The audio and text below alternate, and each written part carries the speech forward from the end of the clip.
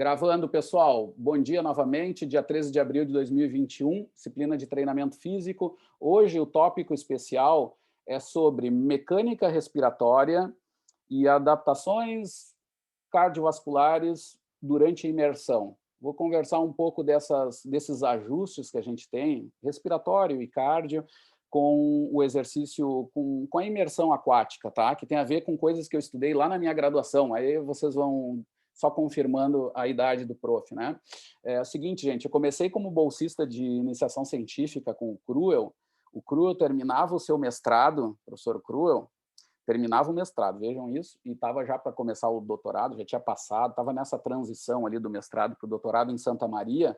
Ele estudou com o professor Renan Sampedro, que é uma referência nossa das mais importantes na educação física brasileira. O Renan Sampedro foi o orientador do primeiro doutorado na área da educação física no Brasil, né? E orientou, entre outros, né, uma geração inteira aí de pesquisadores que foram referência da nossa área no Brasil, o D'Artagnan Pinto Guedes, que talvez você já tenha ouvido falar, porque é um cara muito famoso dos livros de avaliação física, tá? D'Artagnan Pinto Guedes.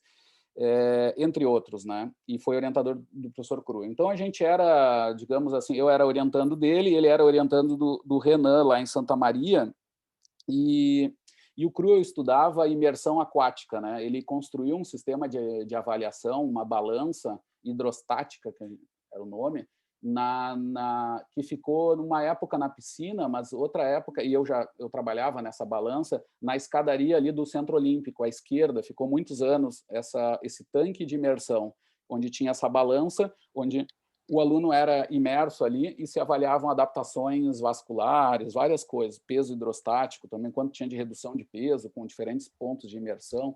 A gente fez muita avaliação naquele período, e a gente tinha que ler muita coisa. Naquela época, um dos autores que era obrigatório para nós lermos era o tal do Agostoni, de um artigo de 1966. Era Arborelius, Blomqvist, autores que alguns tinham até relação com estudos espaciais. Eles eram modelo de estudo, era colocar dentro d'água, né, para simular uma redução de gravidade, né? Depois esses modelos foram melhorados, mas muita coisa se aprendeu com esses estudos que eram até de revistas de cosmonáutica, coisa do gênero. Bom, o que acontece, pessoal? Esse Agostoni era um autor que sempre estava lá na minha memória, por de tanto que eu tinha que ler e a gente tinha que usar e tal. E eu usei na minha iniciação científica. Ok. Faça um break.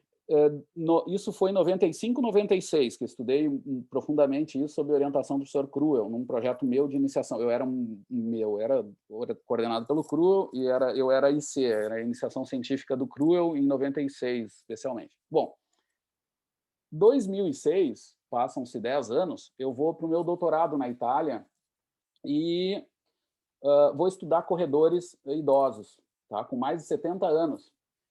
E era legal naquele laboratório, porque o que mais tinha naquele laboratório era idoso, era um laboratório de gente com muita idade, um bando de velhinho ali estudando com muita história da fisiologia naquele instituto. Era o instituto do professor Margaria, que eu já comentei algumas vezes para vocês, e o professor Margaria já contei, né, um cara que trabalhou com Augusto Krog, que foi um prêmio Nobel, trabalhou com o Hill, né, o outro prêmio Nobel, trabalhou com Wallace Fenn e outros grandes da fisiologia que deram as bases do exercício. Esse Margaria foi nos anos 30, fez essa coisa espetacular. E o Margaria teve alguns alunos, que era o professor Cavanha, que era esse meu orientador, e tinha outros alunos, que agora estavam tudo com mais de 70 anos quando eu trabalhei. Um deles era o Agostoni. E ele comentou, disse, sim, eu trabalho com respiratório e tal. Eu disse, mas só pode ser aquele, o professor é seu, eu com respeito, né, porque o artigo era de 66 e eu em 2006 falando com ele sobre aquilo. Ele, sim, esse trabalho é meu, sim, estava lá, Instituto de Fisiologia Humana de Milano, e falei para ele, no meio dos testes de corrida, que ele estava quase morrendo para fazer as corridas, ele já tinha 71 anos naquela época, agora faleceu, né, com 99, mais ou menos, 99 anos, ele me mostra, ele me fala assim, sim, e o local de coleta está aqui. Ele me mostrou a piscina, meio banheirão, que eles tinham feito para aquela época. O banheirão ficou como estava na época, e depois nunca mais foi usado. Aquelas coisas ali do grupo ali da Itália, que é engraçado. coisas que não mudam. Foi usado em 66, depois não foi mais usado e estava lá o equipamento, o lugar lá com o buraco, com essa tal banheira. E ele me falou de detalhes do estudo, que foi super legal. Esse cara colaborou com o Wallace Fenn também. O Wallace Fenn é um pai da biomecânica. Quando a gente estuda sobre a história da biomecânica, tem Marey, tem Muybridge, e tem depois, uma fase mais recente, tem Halston e tem Fenn. São dois caras que são os pais aí da biomecânica moderna, em várias coisas. E esse Wallace Fenn mudou de área, foi para a área respiratória durante a Segunda Guerra. Ele fez um grande laboratório no deserto, tem toda uma história ali, e colaborou com muita gente importante, inclusive esses italianos. Ele tem trabalhos até em italiano, com essa colaboração com Margaria e com Agostoni, com seu aluno, com esse Agostoni, né? E assim foi. O professor Agostoni foi uma referência basilar na fisiologia respiratória. Muito do que a gente sabe, do que a gente usa em testes pulmonares, foi ele que determinou primeiramente. Tá? Então, o papel da elasticidade nos ciclos inspiratórios e expiratórios, o papel da pleura sobre a pressão diafragmática, a função mesmo do diafragma geral. Ele fez coisas espetaculares. Foi o primeiro a botar eletromiógrafo direto por fio, né, no diafragma para entender a função pulmonar e tal com o diafragma, e por aí vai. Ele faleceu ontem, e eu sou grande amigo, o Matteo Pecchiari é um aluno dele, né? Que veio até no Brasil faz uns 2, 3 anos aí, é um colaborador, um grande amigo meu desde a época do doutorado, o Matteo Pecchiari. E, bom, então hoje eu queria falar disso, dessa história, né? Desse grande pesquisador que foi o Emilio Agostoni. Ele, para vocês terem ideia, ele publicava no Handbook of Physiology, que foi durante muito tempo o livro de referência de fisiologia que era produzido pela Sociedade Americana de Fisiologia, né? Eu não sei ainda se hoje era, mas eu tinha até o CRU, eu tinha esse livro, a gente tinha encadernado, assim, era um material de base muito importante, assim. E a parte de respiratória tinha uma participação do Agostoni super importante durante muitos anos, uma referência. Bom, e aí, gente, eu queria aproveitar esse assunto, essa história aí que eu tenho, e esse dia de tributo que eu estou fazendo a esse professor, que encontrei ele várias vezes, e cada conversa era uma história da fisiologia e um grande aprendizado sobre ciência, num nível muito legal, que eu queria falar para vocês sobre essas adaptações do que acontece na imersão. E isso me fez lembrar de coisas, de raciocínios integrativos, de que muitas vezes vocês têm dificuldade, nós, né, temos dificuldade de entender e de agrupar, de novo, porque muitas vezes a gente aprende só na fisiologia ou só na biomecânica e não juntamos as coisas e não notamos que aquele aluno que está lá, ele é único, né? Ele envolve todos esses aspectos e tem adaptações que são genéricas, que são importantes quando eu for dar meu treino. Hoje vocês falaram de um aspecto, por exemplo, da temperatura, né, que vai afetar o treino que eu vou dar, obviamente. A gente já falou disso na flexibilidade, se eu tenho um ambiente frio, se meu corpo está mais frio, eu preciso de um aquecimento melhor, né? A flexibilidade pode encaixar nisso ou não, mas o aquecimento em si é super importante. Mas queria falar para vocês sobre um aspecto que tem uma grande alteração em marcador de treinamento, que é a questão da bradicardia, né? Nós temos uma bradicardia, é um nome bonito para redução de frequência cardíaca, né? Ou seja, qual é a questão aí? Quando eu uso equações preditivas, aquela famigerada 220 menos a idade, ou a do Tanaka, ou quando eu faço um treino baseado num teste de frequência cardíaca máxima em terra e vou treinar em uma outra condição, eu tenho que lembrar que tem algumas características que meu organismo vão fazer respostas que são iguais, assim, independente do fator que desencadeia isso. Tá? E uma delas é a bradicardia, que é importante. O que acontece, pessoal?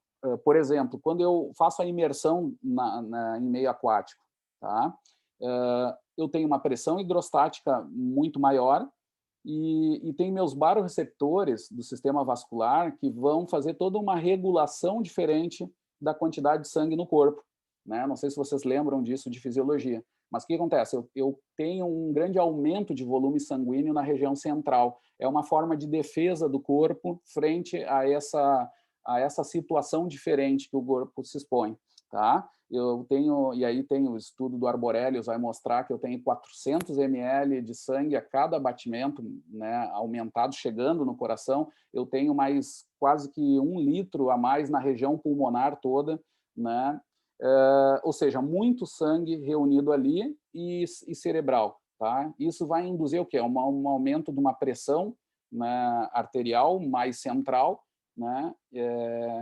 E aí, gente, o que acontece? Toda essa regulação vai fazer com que mais sangue chegue no coração. Tá? O retorno venoso é melhorado, né? Por causa dessa quantidade de sangue aí geral, local.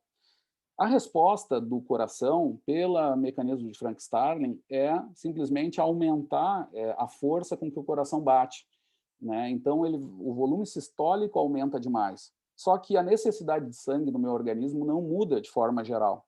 E aí, o que responde? Eu vou ter um débito cardíaco, que é a multiplicação do volume sistólico pela frequência cardíaca, que vai se manter igual. Então, a frequência cardíaca reduz como uma resposta a essa situação, a esse volume sistólico maior. Tá? Essa é uma resposta mecânica muito simples, que, de novo, às vezes é quase que esquecida na fisiologia, porque tem tanto mecanismo do mecanismo que se esquece coisas que são essenciais. O que vai acontecer? A frequência cardíaca reduz para condições de intensidade semelhantes de meus alunos quando eu comparo terra e água. Tá? Isso que importa para nós. Eu vou ter, se eu vou regular meu treino dentro da água com marcadores de frequência cardíaca que foram feitos de fora, eu posso errar em superestimar a carga por causa disso. E não é pouca coisa, a gente estudou isso. Às vezes, essa redução pode chegar a 15 batimentos, 20 batimentos, até mais do que isso. Tá? Não é pouca coisa. Às vezes é menos, é 5 a 10 batimentos, mas sempre tem isso presente. Tá? O que é interessante, gente, que eu queria trazer para vocês, que, além disso, eu tenho uma pressão na caixa torácica, foi o que o professor Agostoni viu. Né? Aqui tem uma imagem, deixa eu ver se eu acho ela aqui, do artigo dele. Tá, deixa eu ver aqui se eu encontro. Aqui tem uma... mas eu poderia mostrar, peraí, deixa eu ver se eu tenho o próprio artigo mesmo. É só... Estão vendo aí o artigo? Alguém me dá um ok? Sim. Tá. É esse aqui o artigo, gente. Olhem que novinho, 66, Agostoni com um dos grandes pesquisadores, que é o Han, né, que foi também um cara, um cabeção, que trabalhou com outro prêmio Nobel de outra área, mas um cara da história da fisiologia moderna, digamos, né?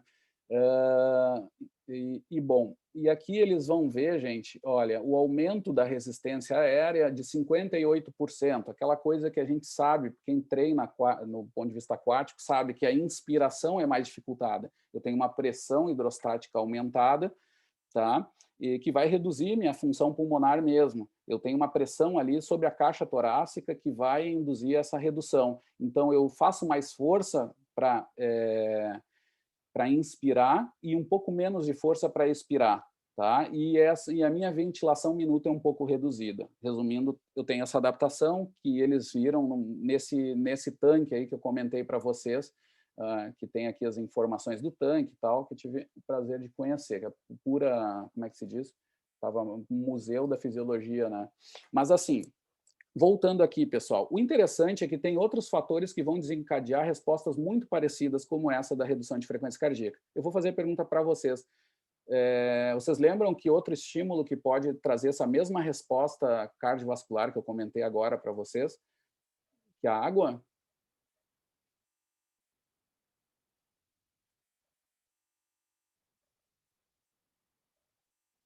Ou vocês sabem de alguma coisa? Ou imaginam que possa ter alguma maneira que tenha essa mesma resposta, que não é a imersão, outra restrição que eu posso fazer? Tem a questão da redução de pressão arterial e respostas cardiovasculares no pós-treino, tá?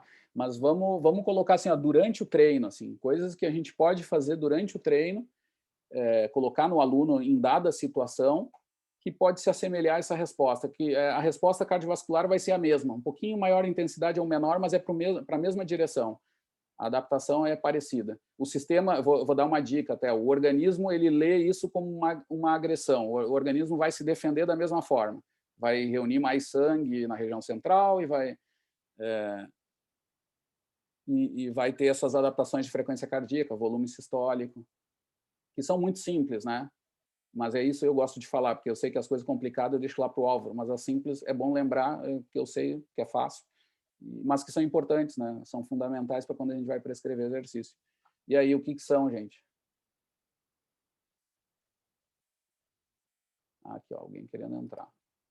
Não? Não lembram? Gente, tem, por exemplo, o frio, tá? O frio vai induzir a exatamente a essa resposta e vai ser temperatura dependente, tá? Eu não achei a minha carta, tá? Mas só para vocês terem ideia, o que acontece? Quando eu estou no meio aquático, a minha troca de calor ela aumenta em torno de 25, 30 vezes, tá? Em relação ao ar. Então, qualquer grau de temperatura ambiente, ele tem um impacto 25 vezes maior na termorregulação do que se eu estivesse no ar. Por isso que na água lá eu estou com a temperatura 30 graus e passo para 29, eu sinto muito mais frio, coisas assim. Os alunos reclamam muito mais com muito menores variações, né? Mas o que eu quero dizer para vocês é que a água tem essa confusão, né? Eu tenho o efeito da pressão hidrostática, da imersão, né? E tenho também o efeito da temperatura, tá? Então, a temperatura per se, isoladamente, ela já vai afetar isso. Então, vamos para a prática. Nós estamos no invernão nosso. Meu aluno está lá querendo treinar às 6h30 da manhã. Eu tenho que fazer um belo do aquecimento. A gente já conversou disso, né? Porque o ambiente é frio, eu tenho que preparar ele para aquela condição. Independente disso, gente, vai acontecer essa resposta no frio. Tá? Aí são termorreceptores que vão atuar da mesma forma, vão encher de sangue, vão passar vai ter esse deslocamento, né, de sangue mais central, tá? E menos sangue nas extremidades. E no frio, a gente tem até o problema da falta de circulação na ponta dos dedos, que é uma resposta a um estímulo mais potente de frio. Tá? Inclusive pode levar a gangrena, etc. Por quê? Porque o organismo ele vai defender, ele vai tentar manter a temperatura das regiões mais importantes, digamos assim. Tá? E isso tem que ser controlado, senão posso ter o problema lá dos caras que fazem na altitude exercício. A gente não passa por isso. Mas o que a gente passa no nosso frio são essas adaptações normais. Tá? E vai acontecer a bradicardia. Então, se eu vou treinar num ambiente muito frio, atenção, porque se meu treino é baseado em frequência cardíaca, atenção, porque eu posso estar superestimando a minha carga novamente. Tá? Que mais, gente? Eu tenho outra forma de adaptar isso, que é muito comum, inclusive tem um número mágico aí, que hoje eu tenho que perguntar para o Flávio se ainda se mantém aquele número, que era do McArdle, que era o -13 da frequência cardíaca máxima. A gente chamava assim na época, tá? Então tem que ver se mantém. Que era o seguinte, a frequência cardíaca máxima de nadadores tu tinha que adicionar lá um -13 na equação da frequência cardíaca. Por quê? Porque a postura, além da pressão hidrostática, tu tinha também a postura que faz essa reorganização vascular, né? Então, a mesma coisa do que acontece com o frio, com a pressão hidrostática. E eu não preciso estar só na água, eu posso estar deitado, né? A nossa frequência cardíaca baixa e não é só por causa da função muscular. A gente poderia pensar, né? Eu estou em pé e me deito, eu tenho claro, eu tenho menos atividade muscular para manter meu corpo, mas não é isso. Eu tenho principalmente também outra estratégia de defesa do meu corpo, devido a essa mudança aí de novo, de baroreceptores atuando no organismo. Essa regulação vai facilitar o retorno venoso na posição deitada, e isso é um problema para nós, é que nem da girafa. Pra vocês terem ideia, a girafa tem uma pressão arterial enorme para levar sangue para a cabeça, porque é muito vertical. E nós somos um animal relativamente vertical, em comparação a muitos outros. Tá? Então, a gente tem também esse problema. Tanto é que tem muita gente alta que sofre com questões de pressão, etc., nos membros inferiores. Tá? Não é por acaso, também tem esse fator aí. Agora, no exercício vai acontecer isso. Eu me deito, vou fazer o exercício na posição horizontal, vai reduzir a frequência cardíaca. Então, exercício da natação, por exemplo. Claro, eu tenho, além disso, a pressão hidrostática, que vai estar se somando. E aí surge esse número mágico do -13. Não é por acaso. -13 não é pouca coisa. Tem que ver se continua se mantendo esse -13. Tá? Mas a redução persiste. Tá? E eu tenho que regular, eu tenho que verificar até quais são os níveis disso, se eu quiser periodizar certo. A melhor coisa, quase sempre, é avaliar do modo específico, né? botar o nadador para nadar mesmo e avaliar a frequência cardíaca máxima dele. E aí eu tenho a resposta. O que já foi visto é que essa frequência cardíaca é reduzida por causa da postura também, tá? Dessa facilitação de sangue venoso por motivos diferentes, né? Por simplesmente postura diferente, uma facilitação de gravidade, digamos assim, né? Forças gravitacionais, linha de forças, né? Pode ser por causa do frio, pode ser por causa da água, né? Vejam que tem vários elementos que me levam a respostas que são bem parecidas e eu tenho que dar uma atenção sobre isso, inclusive para alunos que têm pressão arterial mais alta durante o exercício. Eu tenho um pouquinho mais de atenção sobre isso, tá? Sobre a questão, e não é com a hipotensão pós-exercício, tá? Não é, isso já é um outro fator, tá? Que vai estar ligado a uma fase de recuperação do exercício. Mas estou falando do exercício em si mesmo, tá? E tudo isso pode estar piorado. Por exemplo, se eu estiver na água muito fria, aí eu tenho a pressão com temperatura agindo, tá? Então tem essas questões aí adicionais. Nossa. Dúvida? Diga. Na natação, a pressão hidrostática exerce uma pequena ou grande variação na frequência cardíaca, porque na posição deitada tu tem uma pequena coluna, né? Se for comparar tipo, outros exercícios na posição vertical, como hidroginástica, etc. Mas verdade. a redução da frequência cardíaca seria relacionada mais à posição horizontal do que a pressão da coluna de água, seria isso? Não. Sim, eu acho que sim, tá? Eu não lembro, mas até tu tá estudando isso, né, Jonas? É lá do teu grupo, faz anos que eu não leio, assim, diretamente isso. Quem é o maior causador? Sempre me chamou a atenção simplesmente dizer que é mais um do que o outro, tá? Porque quando a variação que a gente tem de pressão, lembra? É 10 metros, é 1 ATM, né? A cada 10 metros. Isso não é grande coisa quando eu penso numa imersão, por exemplo, de hidro. Na hidro a gente tem 1,50 m ali, máximo de imersão, assim, 1,70 m no máximo, dos máximos, né? Isso é relativamente pouca coisa para a pressão hidrostática de 2 centímetros de imersão ou 1,5 m, entendeu? Então, não é tão forte isso. Acho que até talvez o fato de ter parte do corpo que não está sofrendo essa pressão, né? O movimento ali na superfície da água. Talvez por isso que seja menos, tá? Mas eu não lembro de estudo que diga que é menos. Eu vejo a resposta geral. Isso sim, e os dois fatores estão atuando.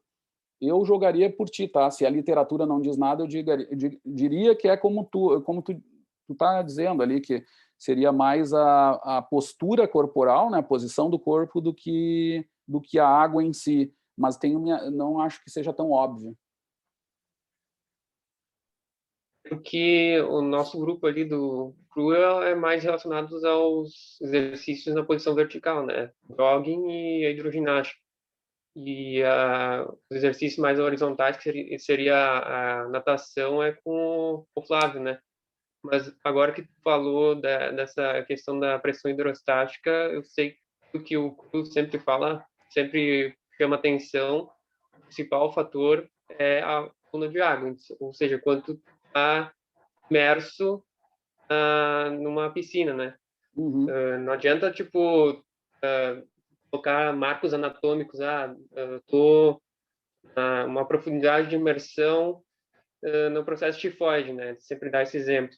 Só que uma coisa é tu tá em pé na piscina, com, tipo, sei lá, 1 metro de profundidade para baixo do teu corpo, teria a pressão de hidrostática, estaria a maior pressão lá na ponta do teu. E outra coisa é tu tá também sentado nessa piscina, mas estaria com 30 centímetros. Então, a pressão hidrostática, mesmo tu estando com a altura da água no processo tifoide, a pressão vai ser muito menor, porque tem só 30 centímetros. Sim. De água Não, tem razão. Mas pesa sempre as duas coisas, tá? Por exemplo, nesse exemplo que tu deu, tá certo isso, tá? A pressão hidrostática é coluna da água mesmo, é imersão mesmo. Quanto mais imerso é maior, e nessa casa que eu falei, né? 10 metros para 1 ATM, tá? Que dá aqueles 760 milímetros de mercúrio, tá? Então, o que acontece?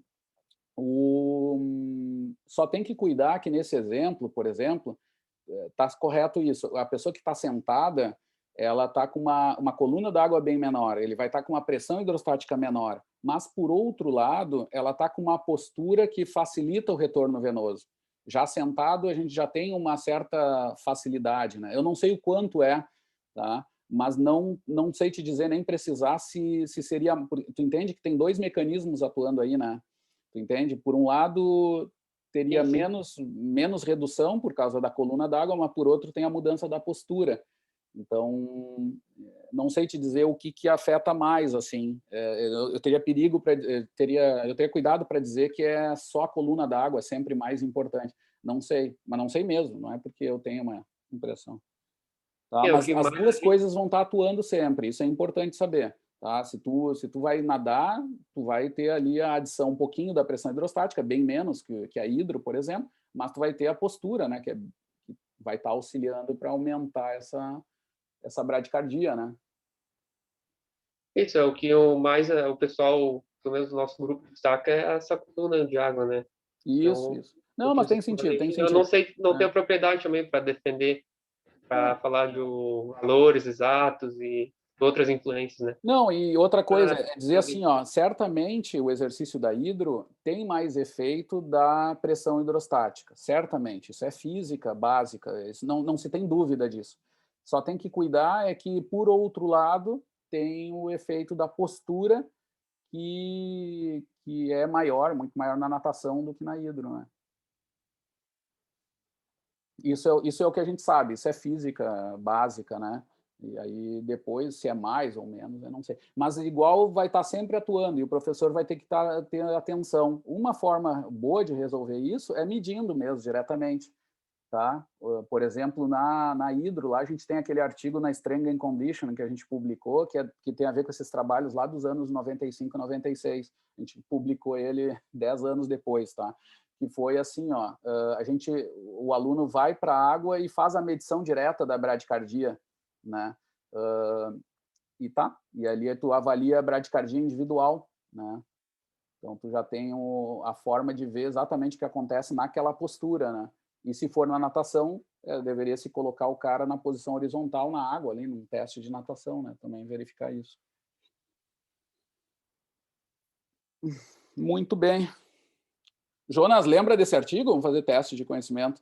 Só para ver se o Cru manda ler aquele artigo. Já que foi feito a avaliação, mas agora chegar assim aos valores eu não lembro. Então tá, vou falar com o teu orientador. Ai. Tô brincando. Tá bom, isso aí. Não, tava boa a conversa. Não, mas tranquilo, cara. Tranquilo. Não, e outra coisa, o Cruel fez coisas muito mais específicas, né? Depois mediu um monte de exercícios de hidro e adaptações de valores máximos de VO2 máximo mesmo, frequência cardíaca máxima direto no exercício, né? Então ali estão as modificações que acontecem em relação à Terra, né? Mas o importante é isso, lembrar que tem e eu tenho que cuidar na hora de prescrever essas coisas, né? Saber que tem. Só que é engraçado que esses ajustes podem acontecer por motivos diferentes. Às vezes a gente não cruza as coisas. Parece que uma coisa está totalmente isolada de outra. Não. Os motivos são um pouco diferentes, os mecanismos são um pouco diferentes, mas as respostas, essas específicas que têm a ver com o exercício, com o meu aluno ali fazendo exercício, são muito parecidas. Por exemplo, essa da bradicardia, né? No frio, outra coisa, na falta de oxigênio também, isoladamente já tem esse problema que vai acelerar, se estiver frio também. Esse é o problema dos montanhistas, né? Os caras, quando estão na altitude, vão ter esses dois. A falta do oxigênio também vai induzir essa resposta, né, de proteção do corpo, né? Feito, gente. Falei demais, até 11h05. Mas é o assunto que eu estudei durante vários anos lá com o professor Cruel e, meu Deus, era as nossas... E o professor Agostoni era um dos primeiros lá da referência bibliográfica dos trabalhos, sempre dos clássicos dos clássicos. A gente tinha que ler coisas muito antigas para entender bem todos esses mecanismos e tal. Então tinham isso, Arborelius, Blomqvist, Craig, Dvorak, todos esses autores que certamente o Jonas estuda e sabe de cor aí tudo, mas não vou perguntar, né, porque não preciso, né, não vou causar isso. Ele poderia dar uma aula sobre esses artigos de base, até os mais atuais, né? Só que de lá para cá... Eu pilho uma aula agora, senhor, relâmpago. Só para a gente falar um pouco assim. Boa sugestão do Bruno, boa sugestão. Meu Deus, amigo, fogo amigo. Pior que eu vou ter que sair agora, vou ter que parar o almoço, ter que dar desculpa. O mundo está caindo, a tia está doente, tem um monte de coisa, tudo ao mesmo tempo. Eu tenho que levar minha avó no jiu-jitsu. Tá. Agora é um motivo mais. Eu tenho que levar minha tia na pet shop para dar banho. E tu, Edilene, o que tu tem que fazer para terminar a aula? E eu vou trabalhar. Aí, Edilene, a gente estava levando tudo na brincadeira, né? Agora eu vou ter que Pois acreditar é, eu levei que, para o lado sério agora, viu? sei lá, vai saber, né? Tá, terminamos a aula aqui.